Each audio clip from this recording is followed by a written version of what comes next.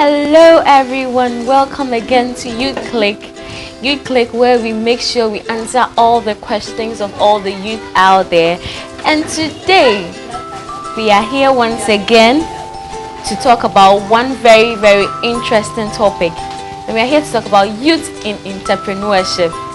Today you see a whole lot of youth out there. They finish SHS or they finish tertiary and they are all into entrepreneur. You see, buy this from me, I'm selling this, I'm doing that, and I'm wondering, why is everyone venturing into entrepreneurship? So today I am here with one very beautiful lady, beautiful young lady. She is into a whole lot of selling and buying stuff. I've seen her sell a whole lot of stuff on Facebook, and I'm so happy and proud about her. That is why today she's here, so that she can talk to us about why she ventured into that venture or that institution of entrepreneurship. And I'm not going to do the introduction. I want her to introduce herself to us because I won't be very good at introducing her. So young lady, Josephine, you are welcome. Thank you very much. So tell us about yourself, Josephine. Okay, my name is Josephine. 25 years old. A final year student of University of Cape Coast College of Distance Education, where I study a diploma in psychological foundations of education, and also I'm a service personnel as well. I'm the last born of 4. Thank you. Okay, so you are in your final year in University of Cape Coast. So why are you into all this entrepreneurship stuff? Because I've seen you sell cassava on Facebook, plantain, you sell clothes, you sell a whole lot of stuff. Why are you into that venture? Okay, thank you very much. So I think it all started when COVID resulted in a lot of people losing their jobs and all that, and I was included. Now I was a private school teacher, and as a result of that, we had to stay at home. And in a private institution, once you don't work, you are not paid. It's not like the government institutions where you are paid even though you are not working. So I was at home and I realized that I wasn't getting any money from anywhere. So I had to think. I was like, what can I do? What can I do? What can I do? And I said, okay, why not start up a business? So I started my business with all my savings. I withdrew everything to start up a business. So that's how come I ventured into business. So when you started, how did you start? Let's say you said you withdrew everything, like you took all your savings to start your business. Yeah. So how did you go about it? Did you go into the market to sell your products, or you just sat at home and then you told a friend, I'm selling this, so tell someone, tell a friend to tell a friend to tell another friend, or how did you go about it? I just want to know. Okay, so I think when I first started, I decided that, okay, the capital I have at hand isn't much, so how do I go about it? I had to think deeply into it. So I said, okay, why not search for wholesalers, as many as I can. So I get in touch with you, then you send me pictures of what you have with wholesale prices. Then I use my social media platforms. Now I've come to understand that social media is one way of getting a lot of customers, because this time around almost everyone is on social media doing one thing or the other. So I said, okay, why not use social media? So I get the pictures from the wholesalers, I put it on my status, on WhatsApp, on Facebook, and I advertise. So I get interested customers, and they tell me, okay, I want this, I want that, I want that. Then I get in touch with the wholesaler. Okay, I need this, I need that, I need this in this quantity and that quantity. So I get the orders, send it to the wholesaler. The fellow sends it down to me. Usually I buy from Accra or Kumasi. So they send it down to Tamale and I do the delivery to the customer. So that's how I usually do it. And do you Thank think you. selling through Facebook, selling through WhatsApp has really been helpful? Because most of the times you post stuff on, let's say, your status on WhatsApp, and you just get a few people actually asking to buy. Do you think it's a good place to sell your stuff? Or you think we should go back to the local way of selling stuff, that's getting a small store and then you sell your stuff there? Or we should rather go into social media and then advertise our stuff and sell? Okay, thank you very much. If you are beginning the business and you don't have much capital, that's a good way to go. You can use the social media handles to advertise. Once you've started the business with small capital, you haven't earned much. So the money you have isn't enough to rent a shop. So you can use your social media handles. If you're able to make much profits, then you think, okay, I've made enough profits, I can now rent a shop. You can rent a shop, stock it with goods, and then you start your business with a shop. But in a situation where your capital isn't much, you can use your social media handles as a good start. And even with people with big businesses, they also use social media. So if you have a shop, you can still use social media to get enough customers. Now, talking about getting enough customers, I think half a loaf is better than none. Once you advertise, definitely you get 2 or 3 people interested in what you are advertising. And that is better than you staying without getting any. But to me, I think social media has really helped in getting a lot of customers, meeting new people every day, and it has really helped me a lot. Also, looking at you being a university student, do you think if COVID hadn't come, would you have ventured into entrepreneurship?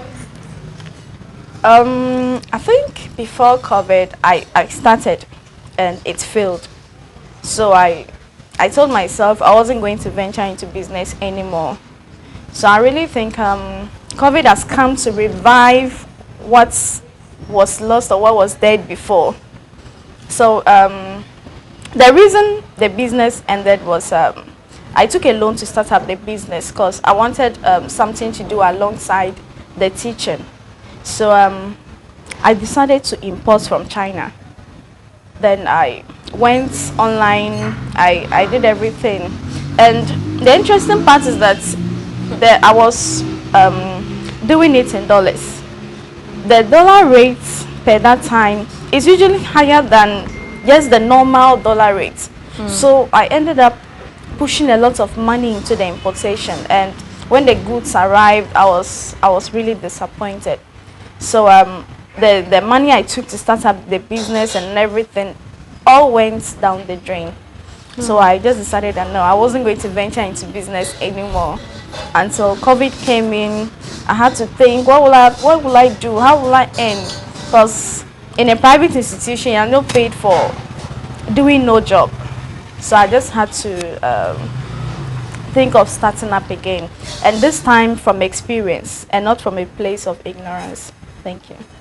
Okay, looking at your story right now, do you think our educational system, we should inculcate the practice of teaching our children how to do vocational stuff, like how to bead making, and then these vocational stuff, so that when we are home, at least, let's say we are not praying for another COVID outbreak, that would be serious, but let's say something similar should happen, and then we are all home, we are not doing anything, and people are trying to survive. Do you think we should bring in vocational training in our educational system, so that we try and learn something that even when we are home, we can make money out of it? Do you think we should do that? Okay, thank you very much. I think that is very necessary, because you take a look at developing countries and you realize that they don't even have much interest in books. Let me put it that way. They don't have much interest in books. What they are interested in, skills, acquiring a skill. So you realize that with the skills they acquire, they're able to make it big. Now, let's say for instance, you're a makeup artist, and usually makeup artists for just a simple makeup, they can take 40 to 50 cedis. So in a day, if you get 4 clients, that's 160. That's if you are taking 40 cedis. So let's say every day you get 4 clients. So in a week, sometimes you even make in a month more than what a salary earner with even a master's degree is earning. So you realize that even now, one thing I've observed is that even with people who have higher certificates, who have pursued higher education, they've acquired skills, because they've realized that if they want to rely solely on what they are being paid by the government, it wouldn't help sort out their numerous bills they have to pay. Yeah. I know of a nurse who is a tailor. He's a male who is a tailor, and he does amazingly well. So I got to realize, and I know 2 nurses who are tailors. So I realized that even with people who have pursued higher education, they've seen the need to acquire skills. And for me, if I get the opportunity to learn more skills, I will learn. Because I learned a skill during this period of COVID. I learned how to produce soap. So I can produce liquid soap, all-purpose liquid soap. I can also produce shower gel, and I'm looking forward to learning more skills.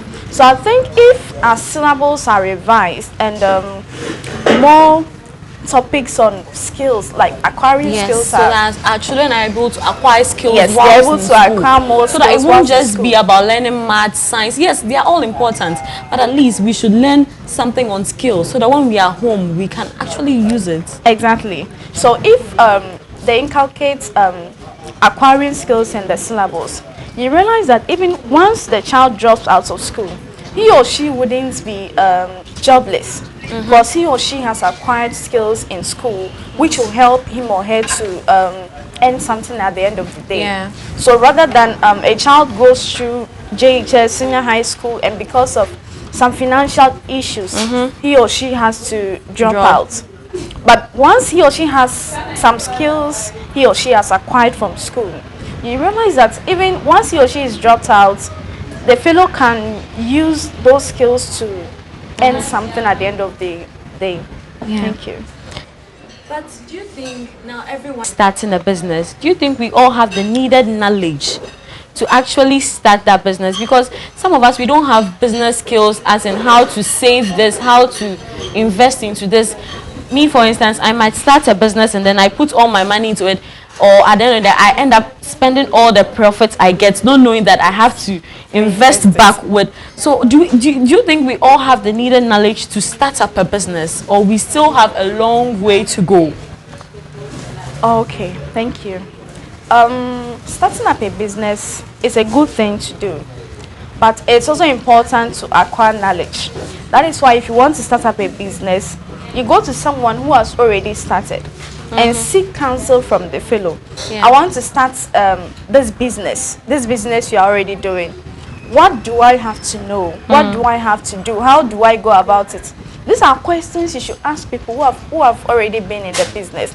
There are people who get in touch with me and they tell me, oh, I want to start a business. Then I'm like, okay, it's cool. So I then take the pain to counsel them. This business you are venturing into, this is the risk involved.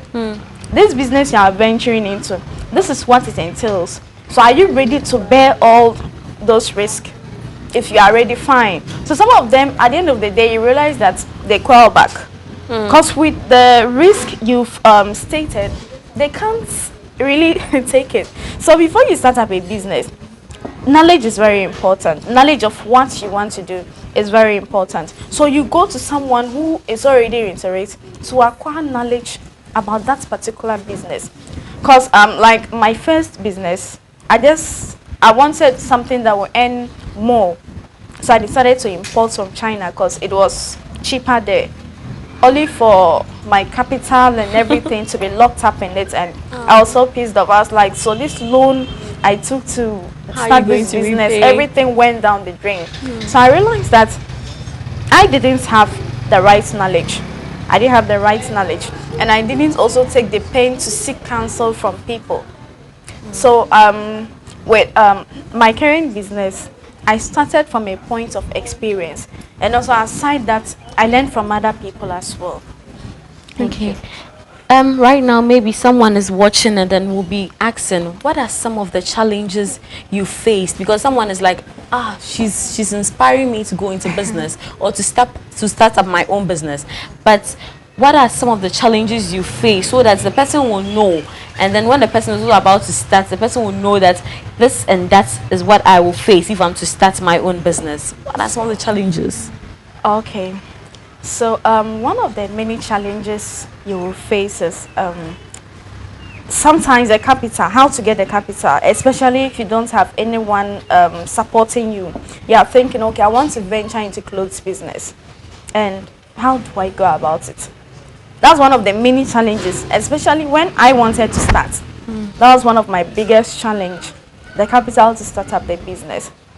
And I told myself, okay, I have some little money stored up somewhere. Why not use it?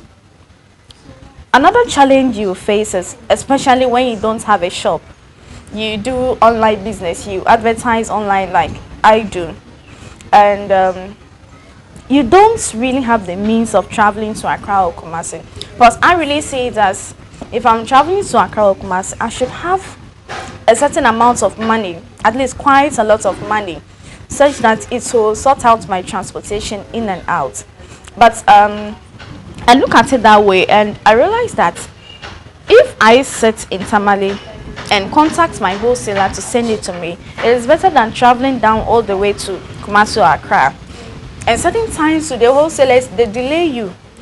You assure the customer, oh, you receive your things on Monday, but your wholesaler is delaying you. The fellow is giving you excuses. This size you want, I'm not getting it unless tomorrow. This thing you want, I'm not getting unless tomorrow. So at the end of the day, like sometimes you see that the customer is disappointed, and you just have to apologize and everything just slides. Another challenge too is that sometimes people would discourage you with their talks.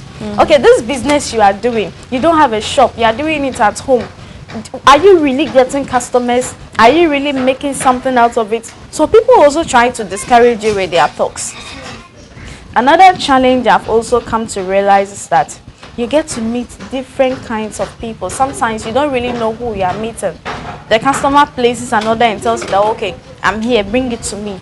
And you're like, so what if I go alone and something, like I'm thinking something. So that's also another challenge. But usually with my customers, some come to the house to pick it up, and sometimes too I use delivery guys to deliver, and sometimes too I get someone to also do the delivery on my behalf. Thank you. Wow. In all this, I think we all can start a business, but you really have to look at all these challenges she mentioned. But before we end or we wrap up this show, I would want to thank Jolat's Cafe for giving us this opportunity to be here. Josephine, your last words. My last words is, life sometimes doesn't come creating opportunities for us. It is you that have to create those opportunities. Sometimes my mom will be like, hey, COVID is good though. Because as a result of COVID, like COVID helped a lot of people. Is doing business and all that. She's learned, and honestly speaking, I never imagined acquiring a skill. I never had that passion to acquire a skill. But because of COVID, I said, no, I have to learn something. I have to do something to earn something. Because I'm someone who doesn't like relying on people financially. I like to make my own money. So why not learn a skill? So I decided to go and learn a skill. And also I got so serious with my business. And not that I'm so serious about my business. And my mommy sometimes will look and she's so surprised. She's like, hey, see what COVID has done to my girl. And when customers come to the house to pick up their items and all that, she'll be telling them that, hey, COVID is good. So I really proud of her girl. I really think starting up a business is good, but you need to seek knowledge. Go to people who are already into it. But another challenge I didn't mention is someone advised that I should see someone who is already into the type of business I do. for the fellow to mentor me. So I got in touch with this lady and she ignored me. So I'm like, wow. That's what we just Does she really feel like I want to be better than her? We can all be doing the same thing, but we won't produce the same results. Yes. So if I come to you to mentor me, I need knowledge. I need knowledge on how to go about this, how to. Once you give me that knowledge, though it's not money you've given, but that knowledge means a lot to me. Someday, somehow, if I happen to find myself on top, I will always acknowledge you for pushing me up there. But once you reject me, I feel so discouraged. I feel like, oh, so is that how the world really interest in is? starting that business? Okay? You lose interest in starting You that will lose business. so much interest because you really feel like I need to be mentored. I need to know how to, because you seem to be successful in what I want to do. So give me that mentorship I need. But you ignore me. So I really feel so discouraged. I really feel like, oh, is she trying to say that I will be better than she is? Or like what? I asked myself so many questions, but I just had to